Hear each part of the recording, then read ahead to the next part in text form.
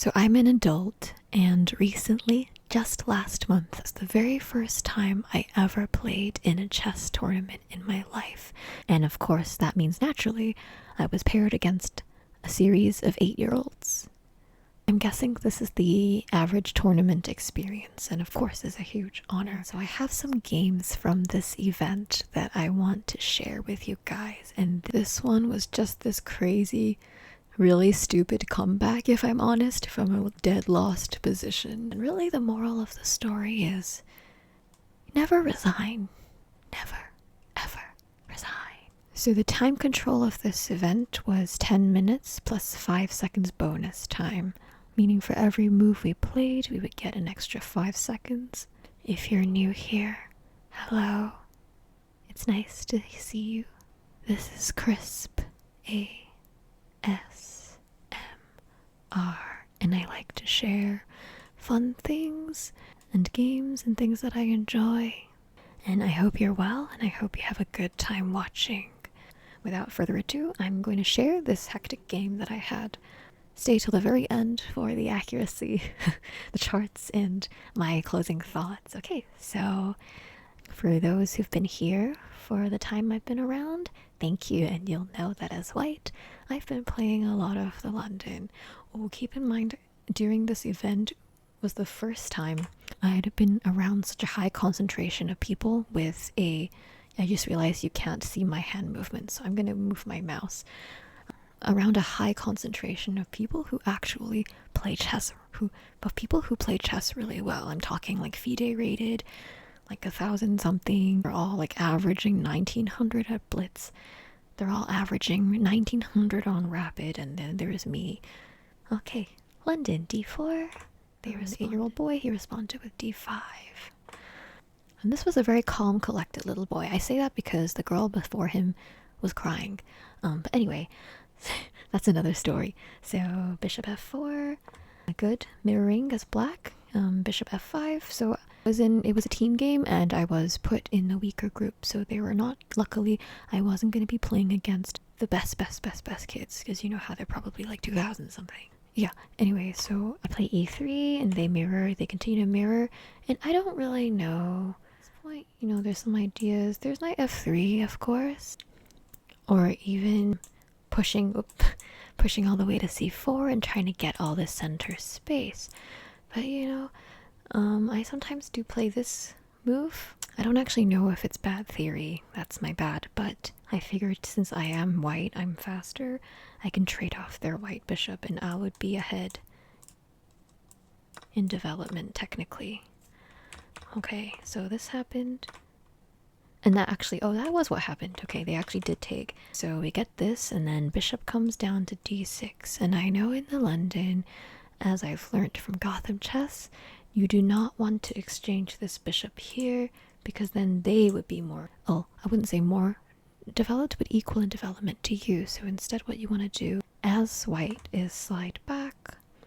I think this holds true in many cases, because if they take, you can eventually open up your rook. Or even if you take like this, right, like let's say something random happens, eventually, you know, you'll have this free open file and you didn't have to even do anything for it.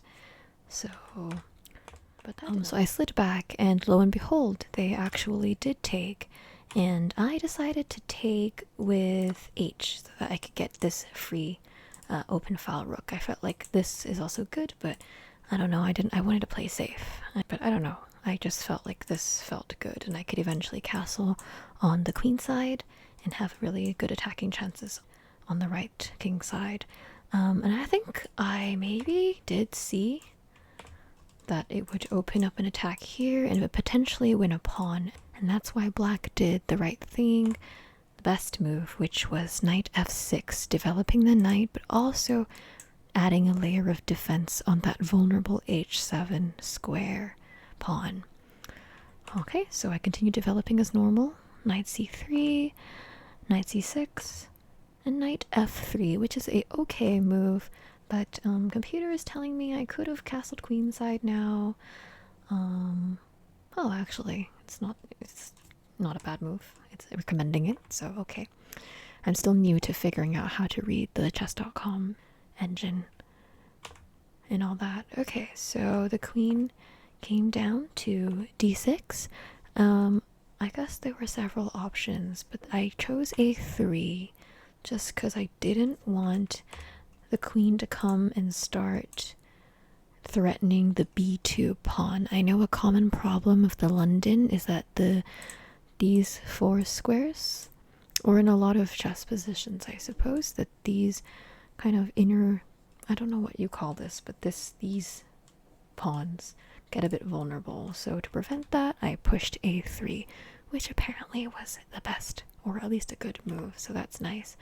And then they chose queenside castle, which I guess that makes sense, because I would feel uncomfortable castling kingside when there's an open file on the king. Yeah, computer likes that for white.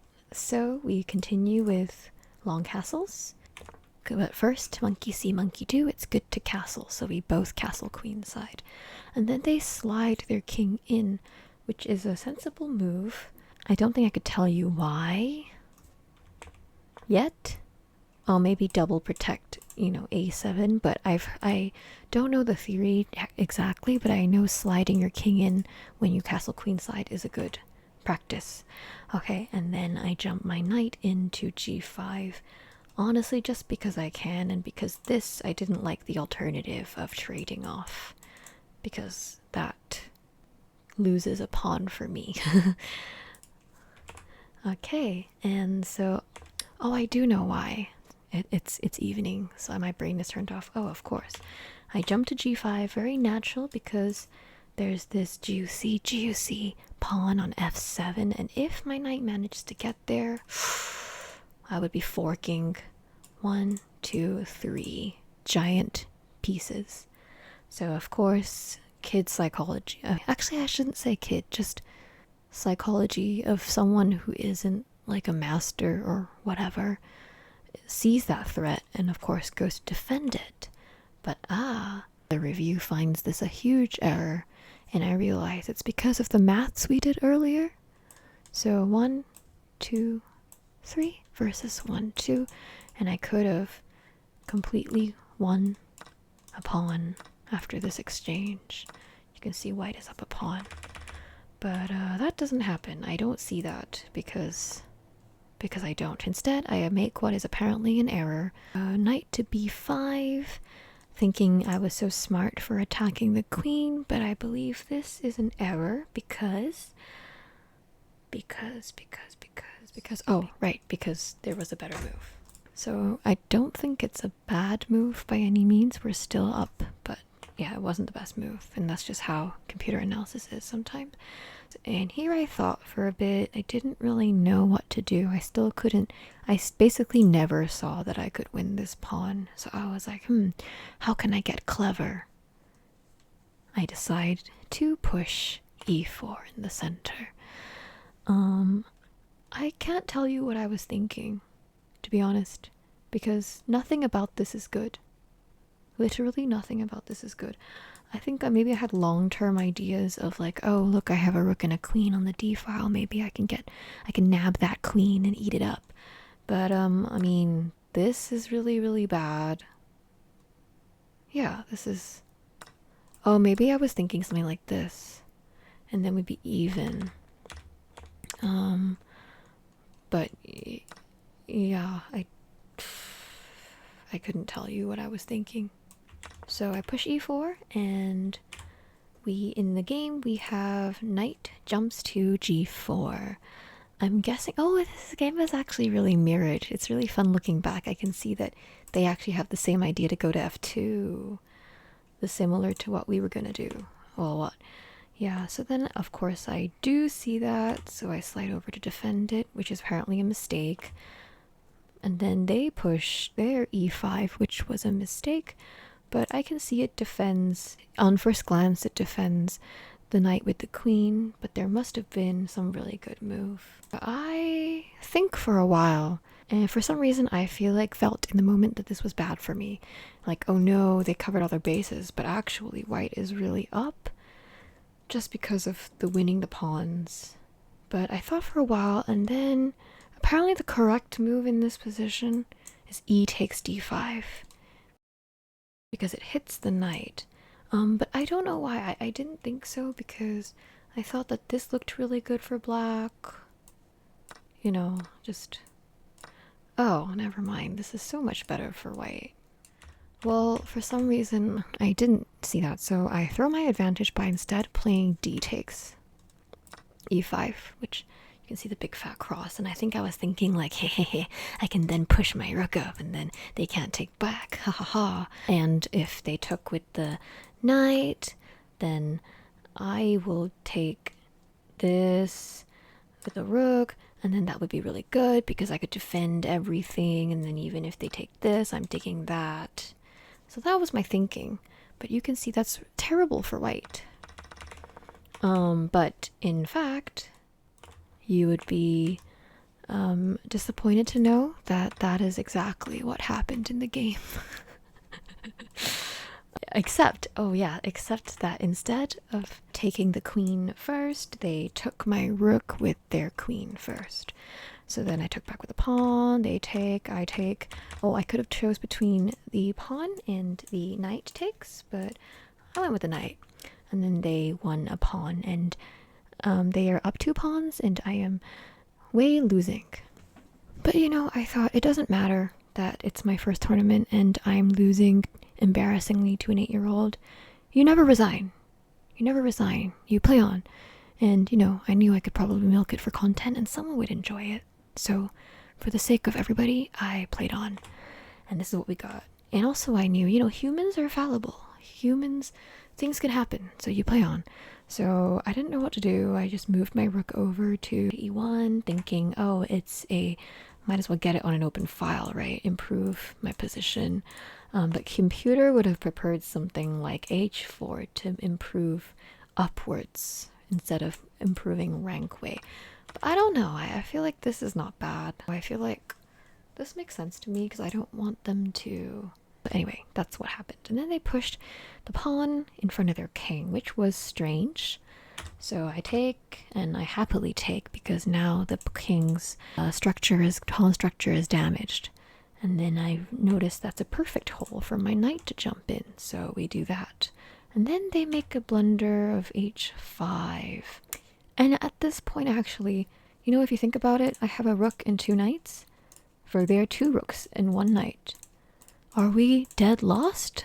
I wouldn't say so. Obviously, if it was a top level player, yes, but not I. Not us at our noob level. And I think the reason could be that these 2 knights together could be powerful, and I knew I could potentially create some counterplay if they made a mistake. So, but I immediately squander it. I try to think that I'm doing a blockade, but they played g5, which to me, as a, you know, sub 1600 player, to me as a, you know, relatively intermediate player, this makes sense. This is stressful, but actually I can just run from this, which is actually what happens. I run, and then I'm thinking, oh, my knights are getting closer together. I can probably create counterplay. They play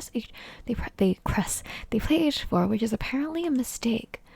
The reason being, I think, you know, it just trades off, and then after, eventually it can't really progress.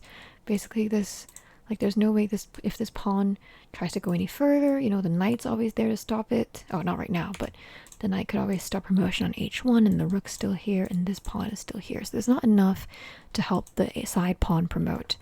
There'll be another video on that, actually. I'll say that mysteriously. So we traded, and then I think I was thinking, trying to bait. This was a bit kind of naughty, but it's a terrible move, and I think it's a terrible move because of just this fork here, where I'll just start losing all my things, and then this falls. The issue is not losing a pawn. The issue is if this pawn falls, then suddenly the h4 pawn, with the support of 2 rooks, you know, if eventually they stack, it can easily support the promotion. So it's bad. But I think I came here because I was hoping for, 1, Okay, create some checks, create some nasty checks. And also too, if this kid ever gets greedy and decides to push even a little bit, the f7 pawn, the f pawn, then I could one day come over here and fork these two rooks and win a rook back. So I move that, and of course, fortunately for me, they don't take advantage. So king comes to c7. I decide now to take on f7 with the knight, which is a huge blunder because black has several options. Black has this, which would immediately win my, which immediately wins my knight because I can't move. If this is pinned to my rook, if I was to come over here, I'm losing my knight and there's not much I can do, and I'm about to get ladder mated or something with these two rooks. I don't know, somehow. I don't know how, but somehow. Okay, but my idea at the time was like, ooh, my monkey brain was like, I'm gonna take this so that it's an even exchange.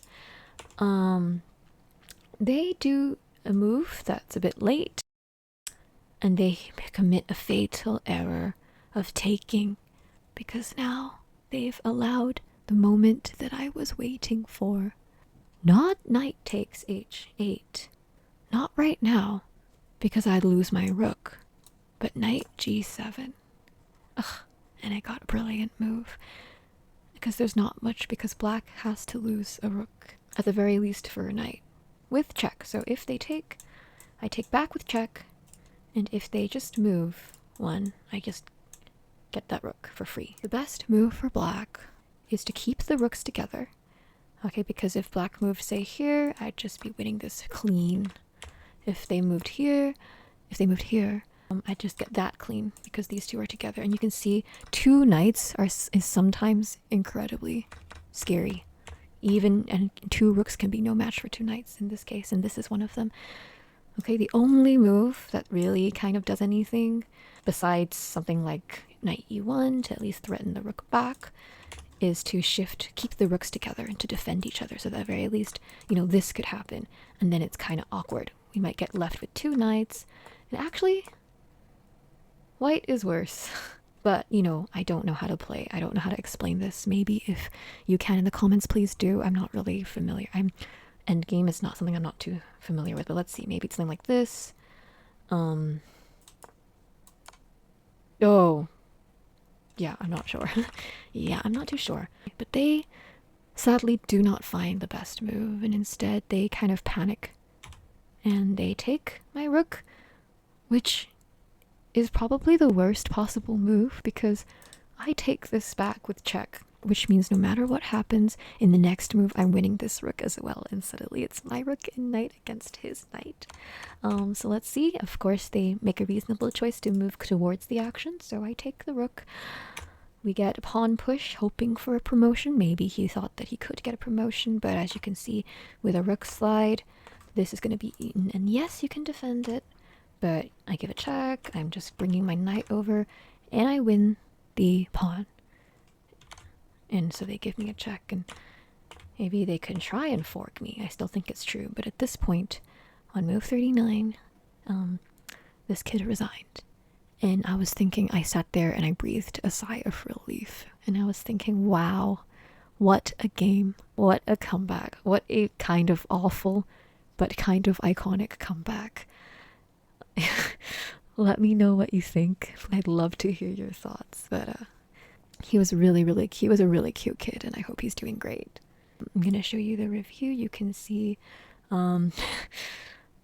Oh, it was a great move. Okay, but you can see my amazing 70. You can see we played at sub 75% accuracy, and everything was great until whoop, and then whoop.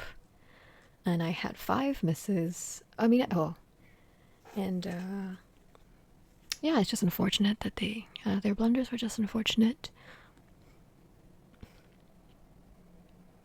Always, I can see why people love keeping their knights together. I also plan to make a video about... So this was a game that I managed to clutch win. I also want to show you, look at this. There was also one of the Blitz games. There was this really sexy checkmate I'm so curious. I'm gonna post it here. Let me see if you guys can. I think there's definitely quite a few beautiful ways to win, but do let me know in the comments below. Treat it like a puzzle. What do you think I played? What would you play? And what do you think I played? So in the future, I want to release. So obviously, this wasn't the only game I played at this event. This was a funny clutch win. I did have a really terrible clutch loss, and I might make a video against another 8-year-old, by the way. He was so cute too, and very gracious winner. Trying to explain to me, and he was explaining to me where I went wrong, which was great. Yeah. So I plan to make a video about that, and that one is going to be focused on end games. Wink wink if you can guess what went wrong. Thank you so much for watching. I really hope you enjoyed this, and stay tuned. I hope you look forward to the next video and hope that you stay well until then.